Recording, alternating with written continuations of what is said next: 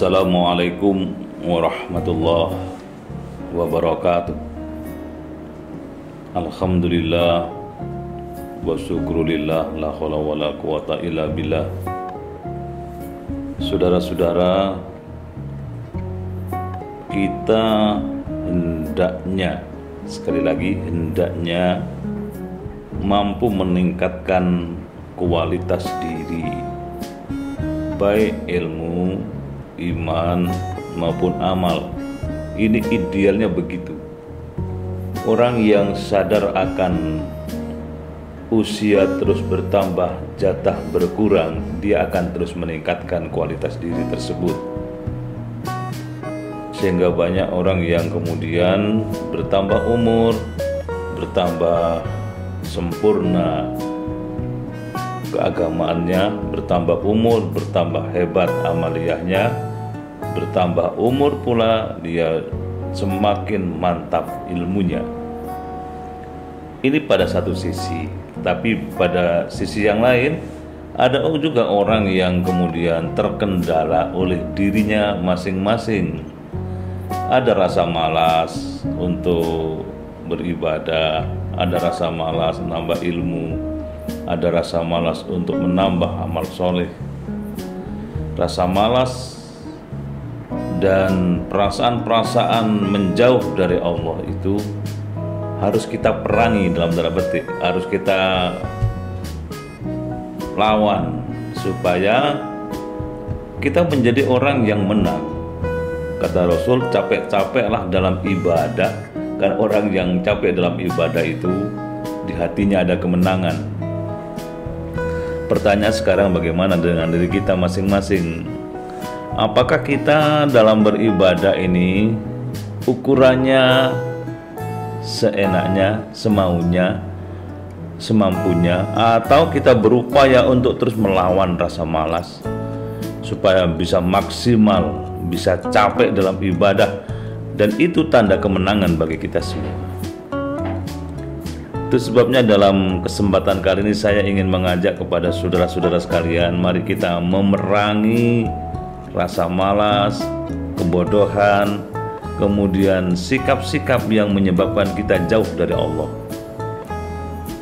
Biasakan kita membandingkan diri kita ini dengan orang lain yang jauh lebih dahsyat. Mungkin lebih muda usianya orang lain itu, tapi ibadahnya lebih kuat daripada kita. Atau orang yang kita lihat orang lebih senior, tapi sekaligus juga lebih dahsyat dalam hal keagamaan. Diri kita hendaknya dipacu secara maksimal, sebagaimana Rasul Muhammad SAW mendorong kita, memotivasi kita dengan kalimat yang menyadarkan bahwa iman itu kadang-kadang naik, kadang-kadang turun. Maka ketika iman kita naik, hendaknya kita bersyukur kepada Allah, berterima kasih kepada Allah atas maunah, atas bimbingannya. Kita menjadi orang yang bertahap naik dan naik iman kita. Tapi ingat, kadang-kadang kemudian iman itu menurun, menjadi orang malas, menjadi orang yang menjauhkan dari Allah. Allah juga panggil penuh kasih sayang, fafirru ilallah, hai manusia, larilah kepada Allah, jangan menjauh dari Allah Subhanahu wa ta'ala. Ini yang menjadi catatan penting dalam perjalanan hidup kita, bahwa diri ini tergantung bagaimana kita memacu semangat diri, semangat masing-masing untuk terus mendekatkan diri kepada Allah Subhanahu wa ta'ala. Dengan cara apa? Banyak cara yang dituntunkan oleh Rasul Muhammad SAW. Pertama, sibukkan lisan kita ini untuk menyebut-nyebut nama Allah dengan zikrullah. Orang yang banyak zikir kepada Allah, hatinya akan kemudian tentram. Dengan hati yang tentram itu, dia akan istiqomah melaksanakan perintah-perintah Allah Subhanahu wa ta'ala. Yang pertama. Dan Allah cinta, saudara-saudara sekalian, kepada hambanya yang lisannya selalu basah karena zikrullah. Artinya sibuk menyebut-nyebut nama Allah, sebab zikir itu menurut Profesor Dr. Quraisy Shihab, zikir itu artinya mengingat sekaligus menyebut nama Allah. Mengingat saja tidak menyebut, kurang sempurna. Menyebut saja tapi tidak ada daya ingat yang kuat, juga tidak sempurna. Maka kedua hal ini dipadukan, pikiran, hati kita selalu ingat kepada Allah. Hati, pikiran, mengaitkan segala sesuatu dengan Allah. Mendengar ada musibah, ingat Allah. Mendengar ada orang yang bahagia, ingat kepada Allah. Kemudian lisan kita mengikutinya dengan menyebut-nyebut namanya. Alhamdulillah, itu menyebut nama Allah. Allahu Akbar, Masya Allah, Insya Allah. Selalu sibuk menyebut nama Allah itu. Dan ini harus kita ciptakan pada keseharian kita seiring dengan tambahnya umur yang Allah berikan kepada kita. Berarti jarak menuju kematian semakin hari semakin dekat. Apa persiapan kita untuk itu semua? Ini yang pertama, supaya kita semakin hari semakin lengket dengan Allah.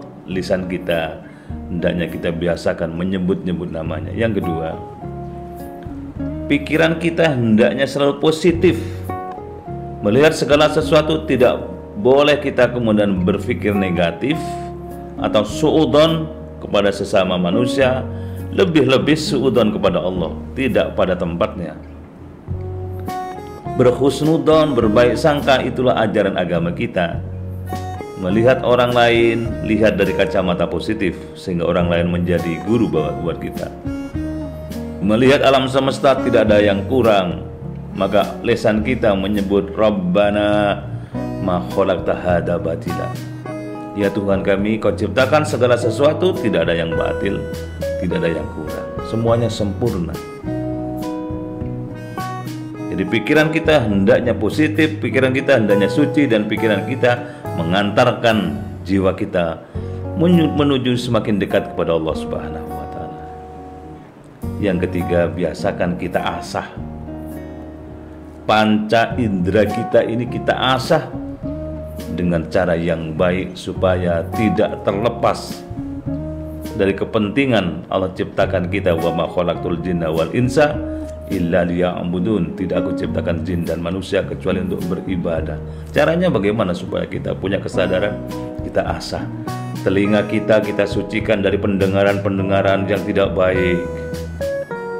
Mata kita biasakan memandang sesuatu yang Allah ridhoi, antara lain baca Quran, baca hal-hal yang positif, baca tanda-tanda zaman, baca tanda-tanda alam. Semuanya itu akan mengantarkan kesadaran kita kepada Allah Subhanahu wa Ta'ala. Kita asah juga kedua tangan kita untuk senantiasa berbuat atas nama Allah. Bismillahirrahmanirrahim. Kaki kita asah, kita sucikan, langkah kita selalu menuju kepada kedekatan diri kepada Allah Subhanahu wa Ta'ala. Panca indera kita semuanya kita asah, sehingga diri kita akan menjadi pribadi yang semakin mantap. Tidak ada celah dan kekurangan, insya Allah, kalau kita mengasah penuh kesadaran terhadap diri kita masing-masing.